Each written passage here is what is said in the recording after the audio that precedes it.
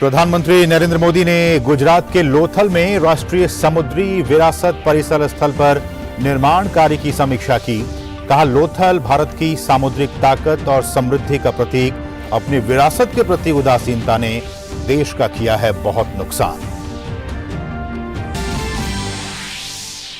Interpole की 90वीं महासभा नई दिल्ली में शुरू। पीएम मोदी ने किया संबोधित। कहा, आतंकवाद, भ्रष्टाचार जैसे वैश्विक खतरों से निपटने के लिए आना होगा एक साथ। टेरर फंडिंग के स्रोतों के खिलाफ तेजी से काम करने का किया आह्वान।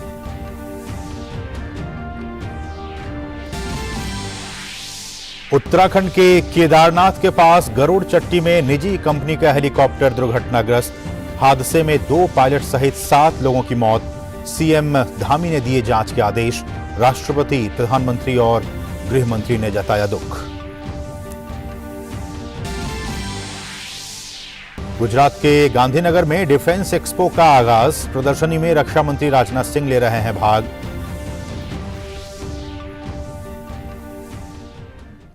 नमस्कार, मैं हूं असीम मिश्रा और इस वक्त आपको सीधे लिए चलते हैं बीजेपी हेडक्वार्टर, जहां प्रधानमंत्री नरेंद्र मोदी पहुंच चुके हैं। और आज ये जो बैठक है वो हिमाचल चुनाव को लेकर है। हमारे साथ हमारे सहयोगी विक्रमजीत सिंह ग्राउंड जीरो पे मौजूद हैं। विक्रम, क्या कुछ ताजा अपडेट है? हम देख पा रहे हैं कि प्रधानमंत्री इस महत्वपूर्ण बैठक में पहुंच चुके हैं। देखिए, प्रधानमंत्री पहुंच चुके हैं। अब जैसे कि विजुअल में देख भी पा रहे हैं, इसके बाद अब जो है केंद्रीय चुनाव समिति की बैठक शुरू हो जाएगी। केंद्रीय चुनाव समिति हिमाचल प्रदेश को लेकर है। कल जो है, बीते कल में जो है कोर ग्रुप की बैठक हुई थी। बैठक में जो है प्रदेश के तमाम जो कोर ग्रुप के नेता हैं, जयराम ठाकुर, प्रदेश अध्यक्ष सुरेश कश्यप, इसके अलावा अनुराग सिंह ठाकुर और जो है पूर्व प्रदेश अध्यक्ष सतपाल सिंह सत्ती, और इसके अलावा किशन कपूर, प्रेम कुमार धूमल, तमाम ऐसे नेता जो है जो कोर ग्रुप के मेंबर हैं वो उस बैठक में मौजूद थे। और कल जो है उस बैठक में जो है होमवर्क किया गया कि कौन कौन से उम्मीदवार हैं, उस पर जो है चिंतन किया गया, उसको लेकर चर्चा की गई। तो उसके बाद जो है देर शाम को जो है जेपी नड्डा जो है राष्ट्रीय अध्यक्ष है, हिमाचल से जिनका संबंध है, उनके घर पे बैठक हुई। गृह मंत्री अमित शाह भी वहां पर पहुंचे और बैठक के दौरान जो है हिमाचल को लेकर, रणनीति को लेकर चर्चा हुई। इसके अलावा टिकट आवंटन को लेकर, उम्मीदवारों को लेकर चर्चा हुई। तो तमाम चर्चाएं जो है, अगर कहा जाए कि अगर होमवर्क जो है वो काफी हद तक कर लिया गया है।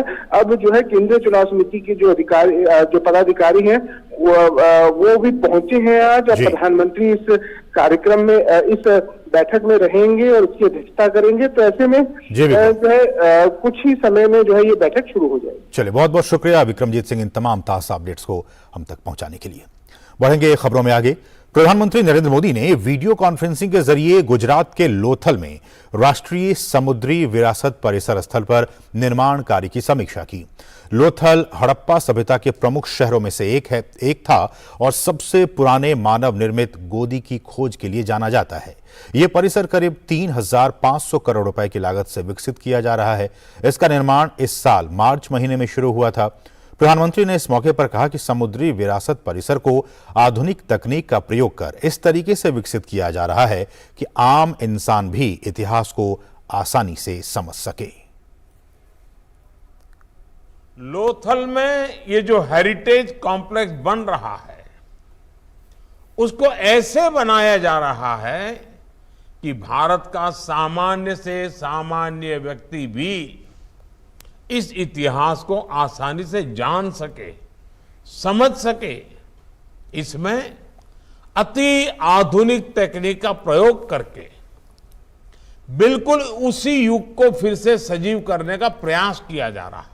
हजारों वर्ष पहले का वही वैभव, वही सामर्थ्य इस धरती पर फिर जागृत किया जा रहा है। पीएम ने यह भी कहा कि लोथल की खुदाई में मिले शहर उस दौर की अर्बन प्लानिंग को भी दिखाते हैं, जिससे कि आज की प्लानिंग में भी बहुत कुछ सीखा जा सकता है। लोथल की खुदाई में मिले शहर, बाजार और बंदरगाह के अवशेष उस दौर में हुई अर्बन प्लानिंग और आर्किटेक्चर के अद्भुत दर्शन कराते हैं। प्राकृतिक चुनौतियों से निपटने के लिए जिस प्रकार की व्यवस्था यहां थी, उसमें आज की प्लानिंग के लिए भी बहुत कुछ सीखने को है। और अब बात करेंगे इंटरपोल की। प्रधानमंत्री नरेंद्र मोदी ने इंटरपोल की 90वीं महासभा के उद्घाटन सत्र में शामिल हुए। इंटरपोल की 90वीं महासभा आज से लेकर 21 अक्टूबर तक चलेगी। इस बैठक में इंटरपोल के 195 सदस्य देशों के प्रतिनिधिमंडल हिस्सा ले रहे हैं, जिनमें मंत्री, विभिन्न देशों के पुलिस प्रमुख, राष्ट्रीय केंद्रीय ब्यूरो के प्रमुख और वरिष्ठ पुलिस अधिकारी शामिल हो रहे हैं। यह महासभा इंटरपोल की सर्वोच्च शासी निकाय है और अपने कामकाज से संबंधित अहम फैसले लेने के लिए वर्ष में एक बार बैठक करती है। इंटरपोल की 90वीं महासभा के उद्घाटन सत्र को संबोधित करते हुए पीएम ने कहा कि आतंकवाद, भ्रष्टाचार जैसे वैश्विक खतरों से निपटने के लिए पूरी दुनिया को एक साथ आना होगा। There are many harmful globalized threats that the world faces. Terrorism, corruption, drug trafficking, poaching, and organized crime. The pace of change of these dangers is faster than earlier. When threats are global, the response cannot be just local. It is time, and it is high time, that the world comes together to defeat these threats. प्रधानमंत्री ने कहा कि जलवायु लक्ष्यों से लेकर Covid vaccine बनाने तक भारत ने संकट के समय नेतृत्व करने का काम किया। साथ ही उन्होंने स्थानीय कल्याण के लिए वैश्विक सहयोग का भी आह्वान किया। From climate targets to COVID vaccines, India has shown willingness to take the lead in any kind of crisis. And now, at a time when nations and societies are becoming inward looking, India calls for more, not less, international cooperation. Global cooperation for local welfare is our call. और प्रधानमंत्री ने terror funding के स्रोतों के खिलाफ वैश्विक समुदाय से और भी तेजी से काम करने का आह्वान किया। Corruption and financial crimes have harmed the welfare of the citizens of many countries. The corrupt find a way to park the process of crime in different parts of the world. This money belongs to the citizens of the country from which they have been taken. It is such money that is pushed into evil activities. This is one of the major sources of terror funding. There is a need for the global community to work even faster to eliminate safe havens. और प्रधानमंत्री ने भारतीय police बल के काम की तारीफ करते हुए कहा कि विविधता और लोकतंत्र को कायम रखने में भारत दुनिया के लिए एक केस स्टडी है। Our police forces work with respecting the diversity and rights of the people promised by the Constitution. They not only protect the people, but also serve our democracy. Take the scale of India's free, fair and massive elections. Election involve arrangements for around 900 million electorals. This is close to the population of North and South American continents taken together. About 2.3 million police personnel are deployed to help with the elections. In upholding diversity and democracy, India is a case study for the world. प्रधानमंत्री ने नई दिल्ली में interpole की 90वीं महासभा के उद्घाटन सत्र के दौरान स्मारक डाक टिकट और एक स्मारक सिक्का भी जारी किया।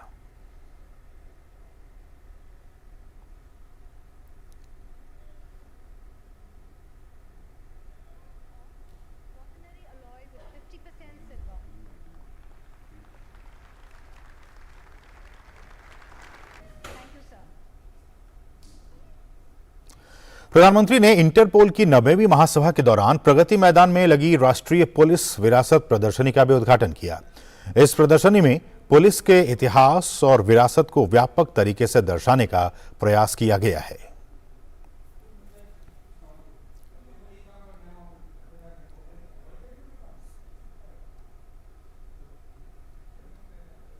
और इस मौके पर इंटरपोल के अध्यक्ष अहमद नासिर अल रईसी ने अपने उद्घाटन भाषण में सदस्य देशों से इंटरपोल से डेटा साझा करने की अपील की ताकि अपराधियों को पकड़ने में मदद मिल सके। Information sharing help us to better tackle and prevent crimes. And again, Interpol databases are the foundation that support our work.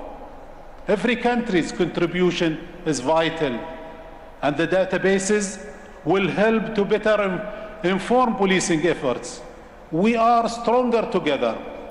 All in all, we must remember, criminals always try to outsmart us, but they are no match for 195 countries, a strong organization as the far-reaching tool for police across the globe. Our action will speak louder than our words. साथ ही interpole के अध्यक्ष ने कहा कि interpole के सदस्य देशों में कोई बड़ा या फिर कोई छोटा नहीं है, सबका बराबरी का प्रतिनिधित्व है। Cyber threats, cross-border conflicts, global warming. Imagine a world without the Interpol.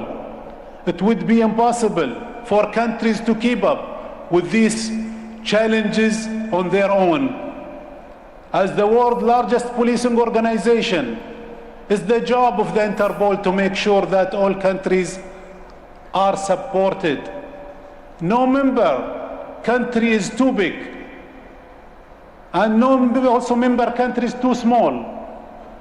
We must all be equally represented.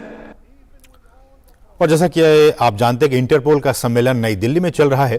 Interpole के सम्मेलन में पाकिस्तान के संघीय जांच एजेंसी के महानिदेशक मोहसिन बट भी शामिल हुए।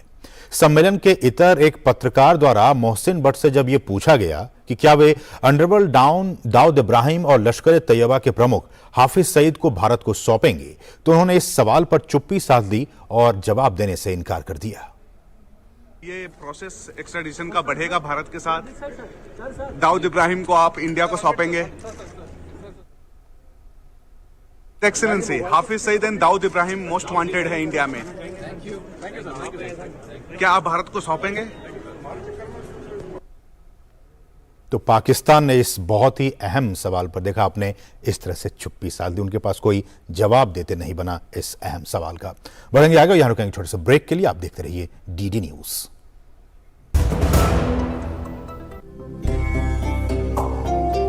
हमारा देश भारत आजादी का अमृत महोत्सव मना रहा है। आइए हम भी इस महोत्सव में भाग लें। सड़क पर रहते हुए बच्चों को आपने कई बार देखा होगा। कोई बच्चा दिव्यांग होता है, कोई बाल मजदूर, तो कोई परिवार से पिछड़ा हुआ। जब भी हम ऐसे किसी बच्चे को सड़क पर देखें, तो ये हम सभी का देश के प्रति कर्तव्य है कि हम NCPCR के सिटीजन पोर्टल पर सूचना दें। मैं एक अध्यापिका हूँ। हमने कोविड-19 जैसी कठिन परिस्थितियों में भी बच्चों तक ऑनलाइन शिक्षा पहुंचाई है, पर सड़क पर रह रहे बच्चे इस शिक्षा से आज भी वंचित हैं। इन बच्चों की मदद हमें व्यक्तिगत क्षमता में करनी चाहिए। अपनी सेवाएं देने के लिए आप NCPCR के बाल स्वराज पोर्टल पर जाकर खुद को व्यक्तिगत सेवाओं के लिए, जैसे शिक्षा देने की सेवा, मेडिकल सेवा, लीगल सेवा आदि प्रदान करने के लिए रजिस्टर करें।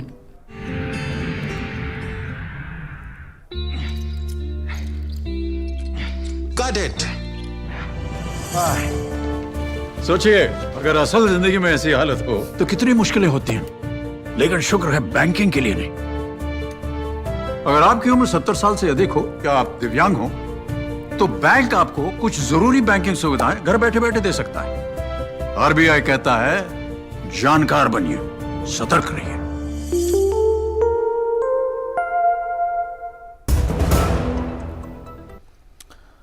और ब्रेक के बाद आपका फिर से स्वागत है। किसानों के हित में एक और अहम फैसला लेते हुए केंद्रीय कैबिनेट ने आज रबी सीजन 2022-23 के लिए 6 प्रमुख फसलों के न्यूनतम समर्थन मूल्य में बढ़ोतरी की घोषणा की।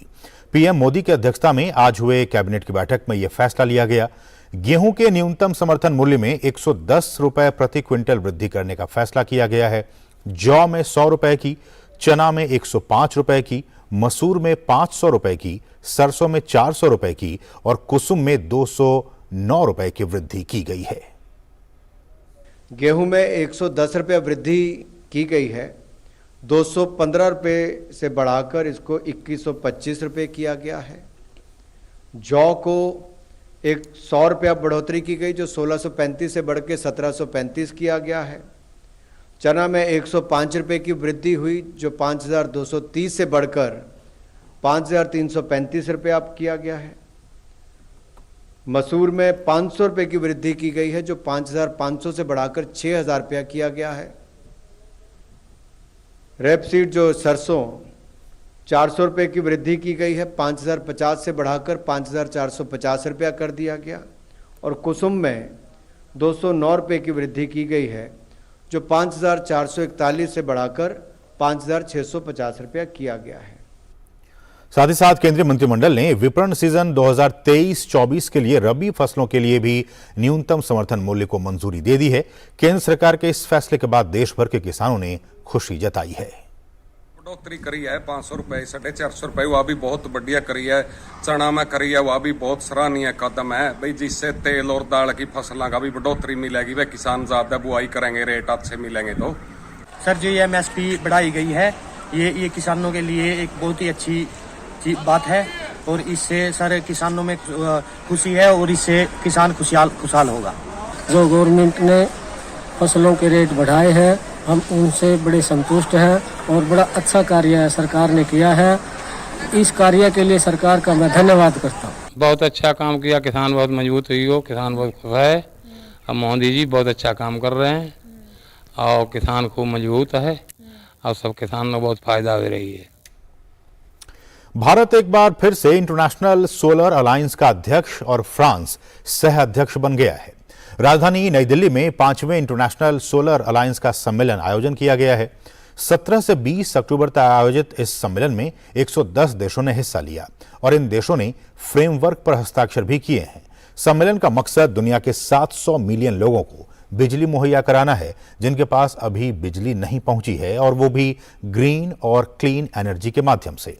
सम्मेलन में एक दूसरे देशों को मदद पहुंचाने और आपसी सहयोग पर भी बात होगी। ऐसे में सोलर अलायंस पर आयोजित ये सम्मेलन काफी महत्वपूर्ण है।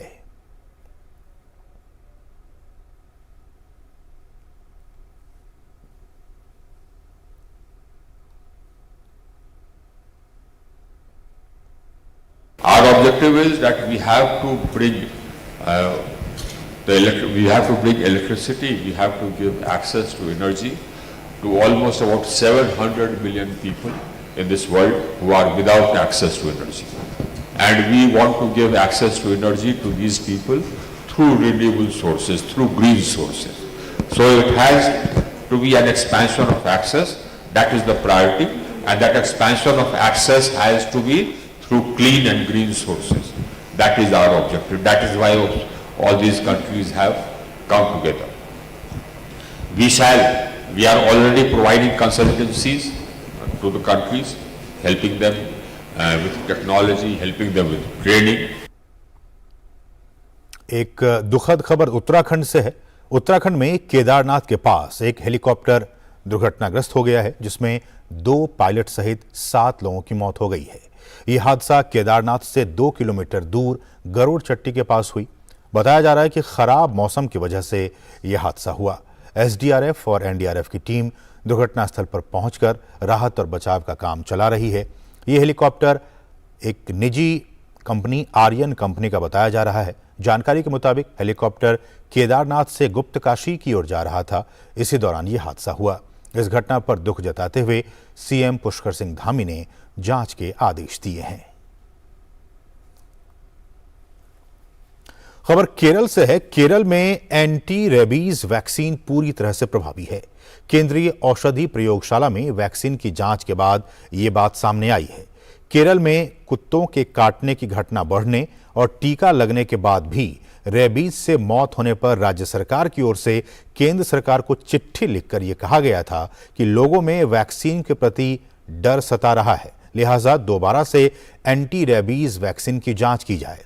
राज्य सरकार के आग्रह पर केंद्र सरकार ने जांच के बाद बताया कि रेबीज का टीका पूरी तरह से प्रभावी है।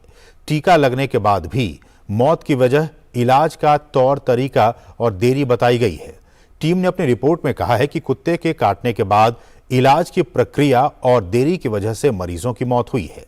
विशेषज्ञों की टीम ने अपनी रिपोर्ट में कहा है कि मैनेजमेंट को ठीक करने और स्वास्थ्य कर्मियों को प्रशिक्षित करने की जरूरत है। केरल में महज 30% प्राथमिक स्वास्थ्य केंद्रों पर ही एंटी रेबीज इंजेक्शन पाया गया।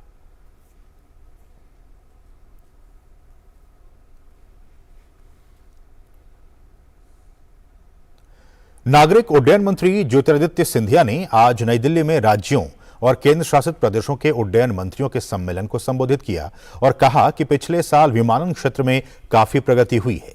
उन्होंने कहा कि घरेलू हवा यातायात कोविड के पहले के स्तर के लगभग पहुंच गई है।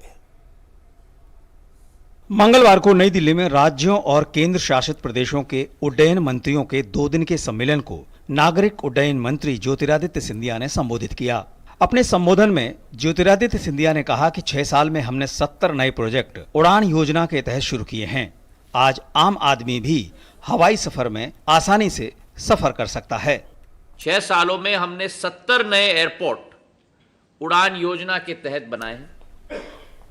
करीब 2,10,000 फ्लाइट्स उड़ान योजना के तहत ही उड़ पाई और करीब 1,10,00,000 यात्री उड़ान योजना के तहत सफर कर पाए। ज्योतिरादित्य सिंधिया ने कहा कि ग्रीनफील्ड एयरपोर्ट पर अगले 4 सालों में 95,000 करोड़ रुपए के निवेश की योजना है, जहां खासतौर पर निजी और सरकारी क्षेत्र में ग्रीनफील्ड एयरपोर्ट का विकास किया जाना है। हमारी एक बहुत बड़ी परियोजना है ग्रीनफील्ड एयरपोर्ट्स बढ़ाने की भी, और इसमें निजी क्षेत्र और सरकारी क्षेत्र दोनों का महत्वपूर्ण योगदान होगा। अगले 4 सालों में करीब 95,000 करोड़ की योजना है, संयुक्त रूप से सरकार की एयरपोर्ट्स अथॉरिटी ऑफ इंडिया को लेकर और निजी क्षेत्र की कंपनियों को लेकर। 21 नए ग्रीनफील्ड एयरपोर्ट्स का हम लोगों का अनुमान है और ब्राउनफील्ड जो वर्तमान की एयरपोर्ट्स हैं उनकी वृद्धि भी हम लोग करने जा रहे हैं। उड्डयन मंत्रियों के सम्मेलन में विभिन्न राज्यों से आए मंत्रियों और प्रतिनिधियों ने अपने अपने राज्यों से संबंधित मुद्दों को केंद्रीय मंत्री के सामने रखा। Rishi Kumar, DD news, Delhi.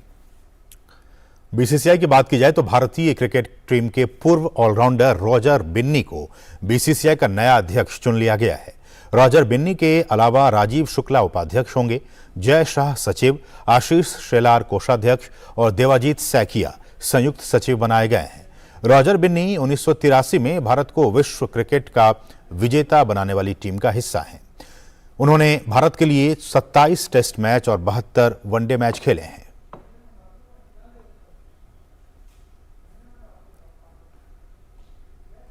तो इसके साथ इस बुलेटिन में बस इतना ही। हमें और हमारी पूरी टीम को दीजिए अनुमति। नमस्कार।